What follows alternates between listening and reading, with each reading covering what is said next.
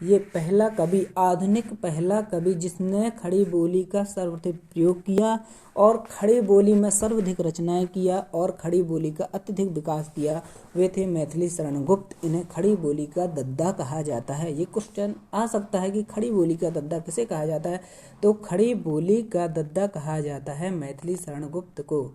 इन्हें राष्ट्रकवि भी कहा जाता है।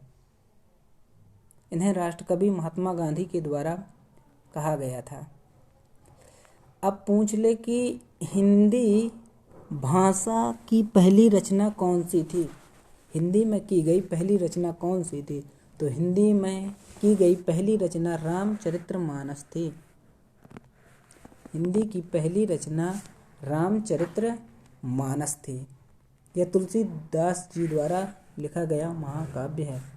यह यूपीएसआई में आया हुआ क्वेश्चन है।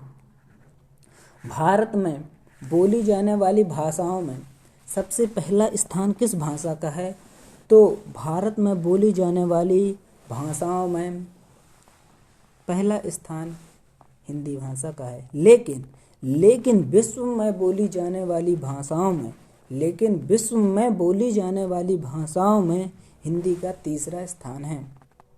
पहला स्थान सभी जानते हैं अंग्रेजी का है, लेकिन तीसरा स्थान हिंदी का है। ये भी क्वेश्चन एग्जामों में आ चुका है। अगला अपना पढ़ते हैं हिंदी भारत में पूछ ली जाए सर्वाधिक किस जिले में नहीं किस राज्य में बोली जाती है, तो उत्तर प्रदेश में सर्वाधिक हिंदी बोली जाती है। हिंदी के